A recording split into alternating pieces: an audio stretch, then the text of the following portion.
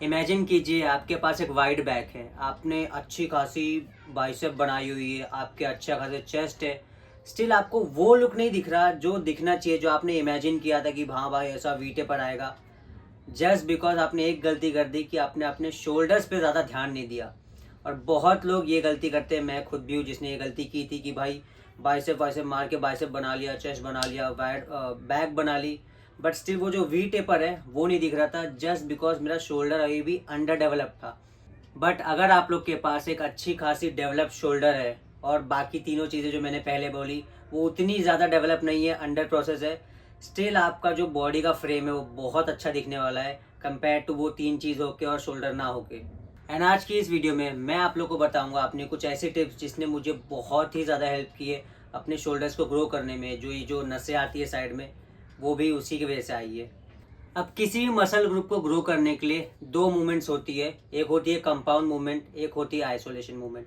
Compound movement का मैं मतलब समझा दूं कि ऐसी वर्कआउट जो आपके किसी भी एक से ज़्यादा मसल ग्रुप को टारगेट करती है।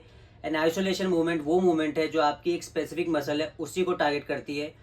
कंपाउंड मूवमेंट में आप बहुत ज़्यादा वेट तक जा सकते हैं, आइसोलेशन मूवमेंट में आप बहुत ज़्यादा वेट नहीं मार सकते, इंजरी के चांस बहुत ज़्यादा बढ़ जाते हैं।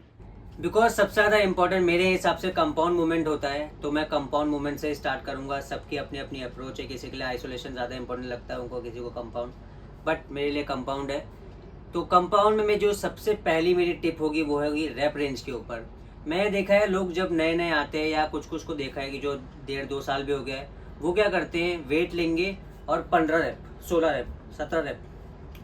कंपाउंड मूवमेंट में अगर आपका रैप रेंज 12 से ऊपर चला गया है तो मैं उसको कंपाउंड में बिल्कुल भी कंसिडर नहीं करूँगा, क्योंकि कंपाउंड मूवमेंट में आपको हैवी लिफ्ट करना होता है, क्योंकि आपकी 3-4 मसल उसमें एक साथ इन्वॉल्व है। अगर मैं ओवरहेड प्रेस मार रहा हूँ या मिलिट्री प्रेस मार रहा हूँ तो ऑब्वियसली मेरा शोल्डर, थोड़ा सा बाइसेप, ट्राइसेप, फोरआर्म सब इंक्लूड हो रहा है, तो मैं आराम से उसमें एक्स्ट्रा वेट हिट कर सकता हूँ। तो मेरे को उतने रैप नहीं जाने की ज़रूरत है कंपेयर टू आइसोलेशन।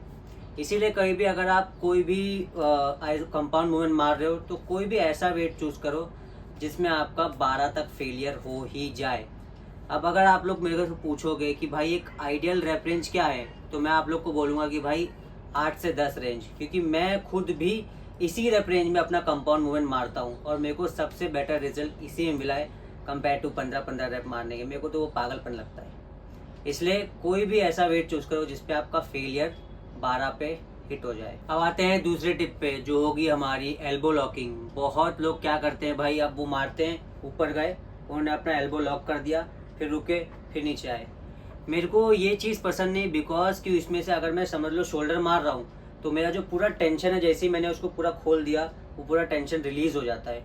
तो ऑब्वियसली मेरे को ना वो चीज़ बिल्कुल ही पसंद नहीं है, और मेरे को चाहिए कि मेरा जो टेंशन है शोल्डर्स पे, बाइसेप क्यों निकल रहा है, शोल्डर्स पे, वो पूरा टाइम कंटिन्यूसली बना रहे। इसीलिए मैं कहीं भी पूरा ऐसे ऊपर खोलता नहीं और ना ही नीचे जाके पूरा वो कर देता हूँ। मैं एक 90 बनाता हूँ या थोड़ा उससे नीचे, और उसके बाद इतना ही लेके जाता हूँ जहाँ पे मेरे को अपना एल्बो लॉक ना करना पड़े।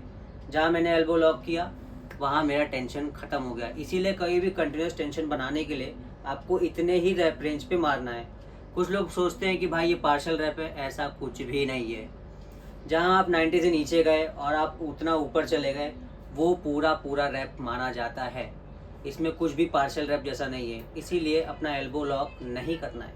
Tip number 3, choosing weight. मैंने देखा है जिम में ये बहुत ही बड़ी गलती करते हैं लोग कि भाई जो वेट है वही गलत चूज़ कर लेते हैं। अब वेट गलत चूज़ करने का ये मतलब नहीं मेरा कि इधर 15 ले लिया, इधर 17 ले लिया, ऐसा नहीं। मैंने देखा है लोग ऐसा वेट लेते हैं और यार अपनी बॉडी के हिसाब से तो बहुत ही हल्का लेते हैं या तो बहुत ही भारी लेते हैं। एक आइडियल वेट लो। अगर आप कंपाउंड मूवमेंट मार रहे हो, फॉर एग्जांपल प्रेसेस, तो आपको एक ऐसा वेट चूज करना चाहिए जिस पे आपका 12 जो रैप रेंज है उस पर फेलियर हो जाए। इससे पहले ही मैंने बोला, मैं वापस बोलता हूँ, 12 रैप पे फेलियर हो ही जाना चाहिए, क्योंकि भाई कंपाउंड मूवमेंट है, आप ज़्यादा से ज़्यादा 4 सेट मारोगे, और अगर आप उससे मार रहे हो 12 पे ख़त्म कर दिया तो वो कंपाउंड मूवमेंट में काउंट होगा और आपको तब जाके टेंशन आएगा, इधर पे थोड़ा मसल बनेगा। ये नहीं कि भाई 10 का डंबल ले लिया और 15-15 रैप मारते ही रह गए, इससे कुछ नहीं होने वाला। इसलिए सही वेट लो जिससे आपका 12 पे फेलियर हो जाए। हमारा चौथा टिप वो होगा प्रोग्रेसिव ओवरलोड। मैं पहले जब जिम करता था ना, तो मैं पहले से ही दिमाग में ये सोच लेता था कि यार लास्ट टाइम मैंने इस वेट का 10 मारा था, इस बार भी मेरा 10 जाना चाहिए, मज़ा आ जाएगा। फिर उससे पहले मैंने 10 ही मारा था, 10 ही मारा था, हर बार 10 ही मारा है और आज भी 10 जाना चाहिए। ये अप्रोच बहुत ही गलत है। लेकिन अगर आप दिमाग में ये सोच के चलोगे कि भाई पिछले 4 बार से मैंने 10-10 रैप मारे हैं, इस बार 11 मार के देखता हूँ जाता है कि नहीं जाता है। अगर आप ये अप्रोच लेके चलोगे कि भाई हाँ 11 मारना ही है, मारना ही मारना ही है, तो 11वां रैप जाता ही जाता है, क्योंकि सब दिमाग का खेल है। अगर आप अपने दिमाग को लिमिट कर दोगे कि भाई मैं 10 ही मारूंगा, 10 ही मारूंगा, 10 ही मारूंगा, तो वो 10 ही मारेगा। उसके बाद आपकी बॉडी एग्जॉस्ट हो जाएगी, आपका जो पूरा पावर है वो ख़त्म हो जाएगा। इसीलिए नेक्स्ट टाइम ना दिमाग में ये सोच के चलो कि यार 10 बार पिछली बार 10 मारा था, इस बार तो 10 से ज़्यादा मारना ही मारना है। ये तो हो गई हमारे मसल पुट ऑन करने की बात। अब आते हैं मसल को शेप देने पे, मतलब आइसोलेशन मूवमेंट।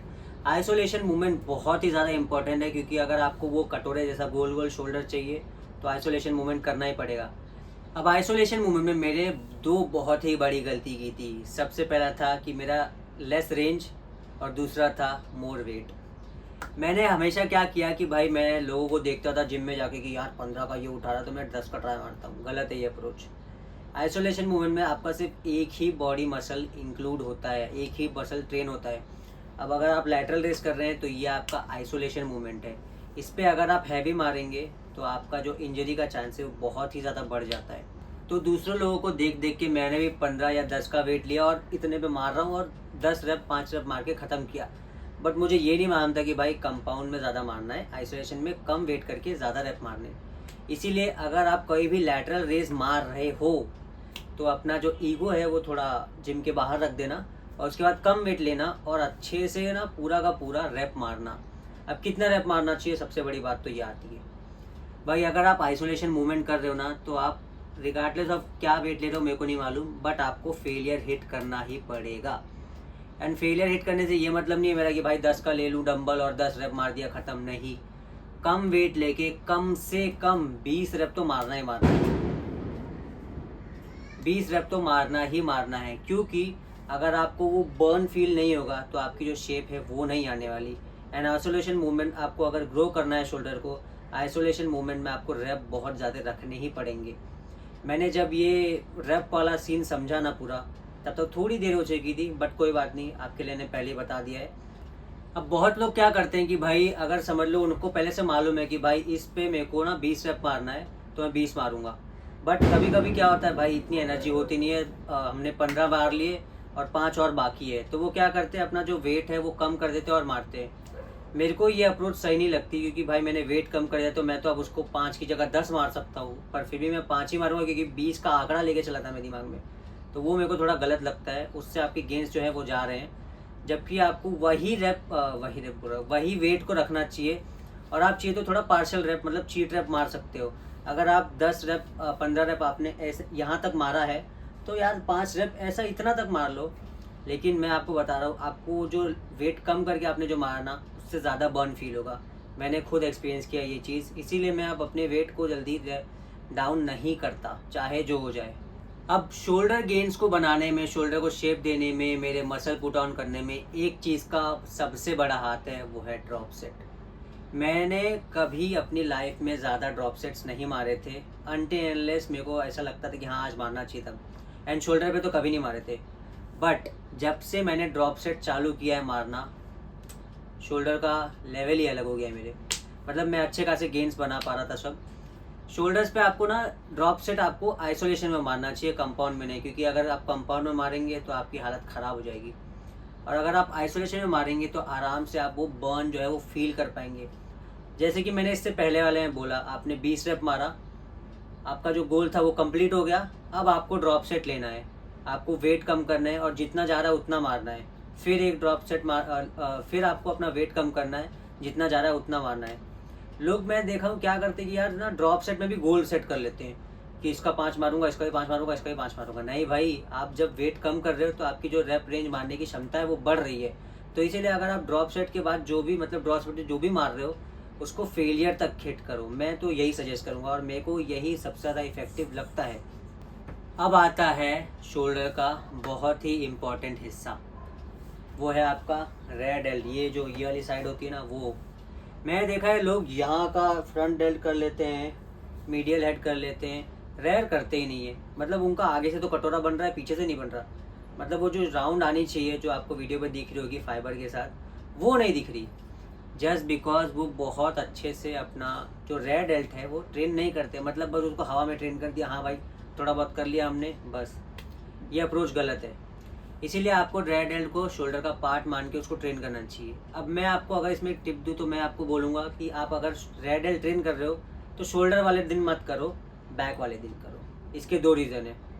बैक वाले दिन जब मैं ट्रेन करता हूँ अपने रेयर डेल्ट्स ना, तो ये पहले से ही थोड़े से पंप्ड रहते हैं, क्योंकि मैं रोइंग मूवमेंट मार रहा हूँ या कोई भी मूवमेंट मार रहा हूँ तो पहले से पंप रहते हैं। तो अगर मैं उस समय ट्रेन कर लेता हूँ तो मुझे और ज़्यादा पंप मिलता है और ज़्यादा अच्छे से ट्रेन होती है वो बैक के साथ। But on the other hand अगर मैं शोल्डर वाले दिन पे कर रहा हूँ तो मेरे को उतना फील नहीं होता, क्योंकि मैं पहले से इतना ज़्यादा एक्सॉस्टेड रहता हूँ कि भाई मैं पुश मूवमेंट मार रहा हूँ, चेस्ट गई हुई, मेरी शोल्डर पहले से ही गया हुआ है, अब इसके लिए जान कहाँ से लाऊँ मारने के लिए। इसीलिए मैं बैक वाले दिन ट्रेन करता हूँ, जिससे ये जो पंप होता है वो एक्स्ट्रा दिखता है और जो डेवलपमेंट है मसल की वो बढ़ जाती है। सो मैं अब होप करता हूँ कि आप लोग को समझ में आ गया होगा कि आप लोग कहाँ गलती कर रहे हैं, क्या टिप्स मैंने देना। यार ये टिप्स से ज़्यादा तो गलतियाँ हो गई, बट कोई बात नहीं। मेरे लिए तो टिप्स ही थी कि अगर मुझे कोई ये चीज़ बता देता तो बहुत अच्छा रहता, बट मैंने भी थोड़ा ट्राई एंड एरर करके सीखा है, जो कि अच्छी बात है, क्योंकि आप अपने पे जब तक एक्सपेरिमेंट नहीं करेंगे आपको समझेगा नहीं। तो मैं चाहूँगा आप लोग ये गलती मत करो और ये जो टिप्स मैंने दी है उसको ध्यान में रखो और उसको नेक्स्ट टाइम ट्राई करके देखो। तो यही थी आज की पूरी वीडियो। मैं होप करता हूँ आप लोग को ये इन्फॉर्मेशन अच्छी लगी होगी। अगर अच्छी लगी है तो वीडियो को लाइक कर दो, चैनल को सब्सक्राइब कर दो एंड घंटे का बटन दबा देना, क्योंकि लोग बोलते हैं भाई आपकी वीडियो आती है बट सजेशन में नहीं आती, तो घंटा दबाओ तो आ जाएगी। एंड अपने दोस्त के साथ शेयर करो जो स्ट्रगल कर रहा है शोल्डर्स को ग्रो करने में। एंड आई नो ये वीडियो थोड़ी लंबी हो गई, कि अब लोग तो सोचेंगे भाई मसल तो इतना छोटा सा था, वीडियो इतनी लंबी कैसे हो गई। इसीलिए आपकी मसल नहीं बन रही है, क्योंकि इसमें भी बहुत ज़्यादा टेक्निकल चीज़ें आती है, बट मैंने जितना ट्राई किया है सिंपल रख सब कुछ रखा है। एंड मेरे को नहीं लगता कि ऐसी इतनी ज़्यादा इन्फॉर्मेशन किसी ने एक साथ दी होगी शोल्डर्स के इस पे, बट मैंने आप लोग को दे दिया जितना ही मैंने आज तक ट्राई एंड एरर किया था, सब बता दिया इस वीडियो में। ट्राई करके देखो। आज के लिए इतना ही। एंड यस, ये मेरा इंस्टाग्राम आ रहा होगा, यहाँ पे मेरे को फॉलो कर लो। आपको कोई भी इन्फॉर्मेशन, आपको कोई भी अगर सवाल है तो आप मेरे को यहाँ पूछ सकते हैं। मैं आपको 101% रिप्लाई करूँगा ही करूँगा।